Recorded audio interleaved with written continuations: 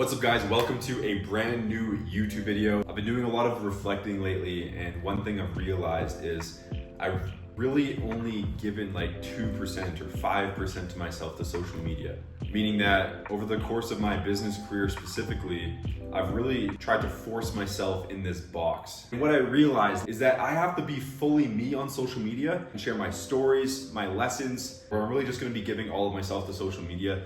No filters, not trying to put myself in any box, just giving you all of me, because I believe that the market and the world needs the authentic version of everyone, including you. I feel like in today's society, with social media and all the potential judgment that people face from putting themselves out there, people really try to fit themselves in little boxes that they think will be accepted by their friends or their family or their coworkers or whatever. And again, looking back, I think I fell victim to this to a certain extent, where I tried to fit myself in some kind of box that maybe society or the marketplace or whatever would accept. So I'm really excited. This will be a new journey for me in regards to just really focusing on opening myself up in regards of my experiences, my lessons, my perspectives. And I'm excited to just be the full version of myself, because I know that's required in order to create the impact on the world I know I am truly capable of. So again, I'm super excited that you're here, whether you subscribed in the last few weeks or months, or whether you've been here since the very beginning. I have a very long yet infrequent YouTube career, so I appreciate you for watching no matter how long you've been on the ride with me. So in today's video particularly, I want to start things off with one of the most crucial yet hard to learn lessons I've learned through entrepreneurship, through personal growth so far. And then I'm going to take you guys along for my workout, which I'm going to go hit right after this. So the lesson, and there are fucking tons of lessons I've learned. Some are much harder to learn than others. Like I said, this is one of the most important yet hard to learn ones that I've had, which is learning to execute no matter what state you're in. And in my company, in my program with our clients, we call this standard over state. The essence of this is essentially the standards that you commit to. So a standard being what you tolerate in life. So if one of your standards is a certain amount of workouts per week, or if you have certain standards related to your business and tasks you must execute on a daily or weekly basis, maybe you have certain nutrition related standards where you must have a certain amount of protein, water, sleep, right? We have these standards across the board in regards of bare minimums that we don't negotiate with. Don't tolerate anything less than. But the key to standards is learning to execute them no matter how you feel. Because anybody can execute when they feel like $1,000,000. It's about executing when you feel like shit, whether you feel lazy, tired, anxious, depressed, overwhelmed. It's learning to still do what needs to be done in those instances that really matters the most. And you might be thinking, I've heard that 1,000,000 times, do what you need to even when you don't feel like it. Yeah, and you've probably heard it 1,000,000 times. I mean, all the most successful people in the world say it because it's what's required of success. I'm certainly not saying I'm one of the most successful people in the world, but I learned from these same guys and I model their behavior. And the aspect of their behavior that is always constant is the fact that they execute even when they don't feel like it. So again, this applies to your workouts, your career, your business, and really internalizing this lesson for you right now will literally save you 5, 10, 15, 20 years, because it can expedite the results you see in life exponentially. Oftentimes, the reason people fall off of their execution, again, whether it's in their business or their fitness, is because that one day where they feel like shit, they don't execute, and that turns into 2 days, then a week, and then they're just on and off, executing, not executing. Sometimes they're productive, sometimes they're not. People that really experience true lifelong results and substantial results, they execute day after day without fail, no matter what they feel like. It's super simple. It's one of the most powerful things you can adopt into your life. And like I said, this is one of the hardest lessons that I've had to learn in my journey. I can look back and say that there's probably hundreds, if not thousands of instances where I let my state govern my action. Where if I woke up and I let my default emotions that I was programmed with through childhood affect my action. You know, I wake up feeling like shit, or maybe something happens in the external environment, a setback in business, or something personal, or I just feel anxious or whatever it is. I cannot count how many times I've let that deter my action, where it throws me off an entire day. I don't work an entire day because of it. And that turns into a shitty week where I just feel like shit the entire week. And my execution is super minimal. And there's a lot of different people who have different perspectives on this.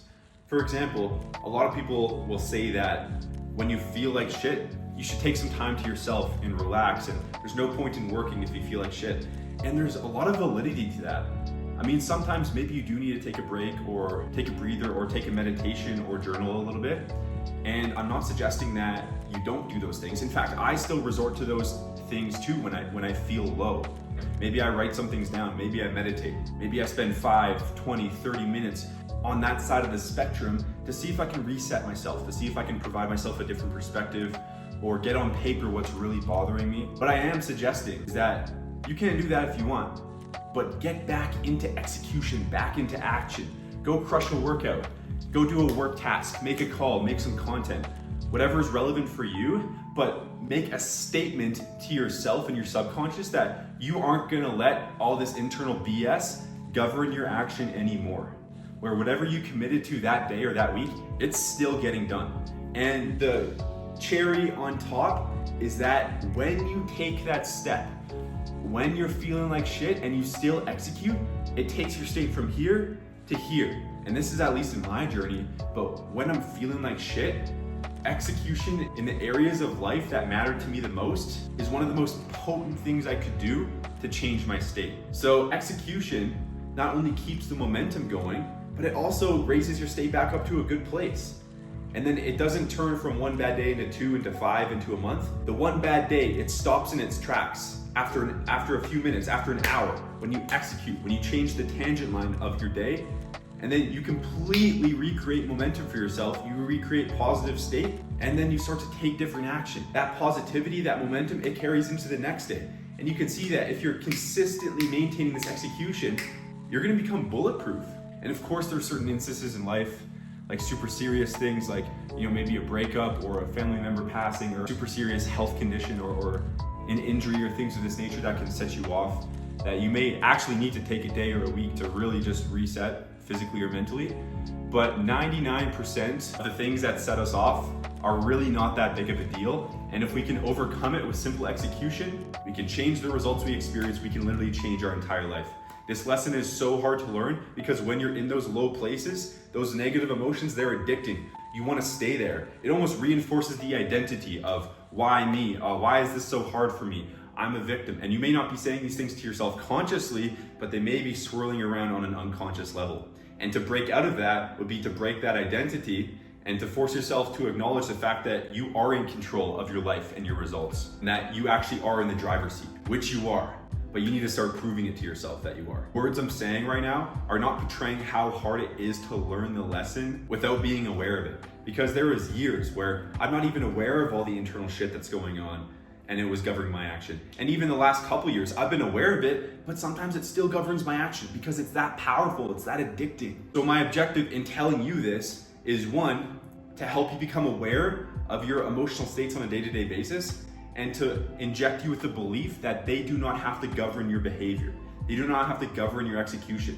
And as you become more aware of your patterns, of your emotional patterns, of your thought patterns, you can catch yourself in these instances where you're saying, hey, I feel that pit of anxiety in my stomach that I experience now and again. And in the past, 100% of the time, I've let this completely derail me for the rest of the day or the rest of the week. This time, I'm going to kind of mentally separate myself from it where it's not me. It's not me. It's just something I'm experiencing. And this doesn't have to govern my action. You know what? I'm gonna make a statement to myself right now where I'm gonna go do this task or this workout. I wanna provide you with that level of awareness, and again, the belief that you are in the driver's seat. And if you walk away with just consciously understanding that, this awareness, it'll start to compound. It'll be like a snowball effect. And eventually you'll gain more and more power to dictate your own action, and the emotional patterns that have dictated your action in the past will lose power over time. Throughout our childhood, there could be 1,000 things programmed in you. You could be programmed to experience depression or anxiety or sadness or stress or loneliness to different degrees based on what happened in your childhood, what your programmed beliefs are, etc. But again, I just want you to become aware and start to think about what's actually going on the inside and start to separate yourself from that. You can start to create the results you want in your life without being handicapped. Sometimes these lessons, they're kind of tough to wrap your head around for the first time hearing them. I know I've had to hear same thing like 1,000 times before I finally get through my thick skull, especially when you're beginning your personal growth journey and things of this nature. So if you have any questions about how this may apply to you, or if I can clear something up for you, feel free to comment down below, because I know I'm not covering everything today. I just wanted to kind of give you the meat and potatoes of what really matters. So if you have any questions that you feel like could provide you a little bit more value or clarity, again, please comment down below. I'll give you an in-depth answer to try to help you out as much as possible. But without further ado, that's pretty much the lesson I wanted to go over for today. Now let's go hit a quick workout to end off the video. What's up guys? So I actually have about a 5-minute walk to get to the gym. In Mexico City, it's really nice weather. It's in November right now and it's sunny, which is part of the reason we came here. It's nice to get some fresh air. We go to, it's one of those more old school style gyms. I love it. Certainly enough to get a good pump in, so see you guys in there. What's up guys? So we got a chest workout going today. The filming will be a little less than professional just because I forgot my tripod. Nevertheless, we'll get some sets in. Starting to rebuild my strength, especially on the big 3 lifts like squat, bench, and deadlift. So this is like my 3rd bench session back after taking a bit of a hiatus. The goal is 315 in 2023. My best ever PR is I think 284 for 1. So I'm just beginning the journey to climb back up in strength. Not exactly sure what I'm gonna hit today in regards of sets and reps. Honestly, just gonna wing it, but I wanna push myself today. I think I might go for 2 plates, maybe even 245 if I'm feeling nice. So yeah, let's do it.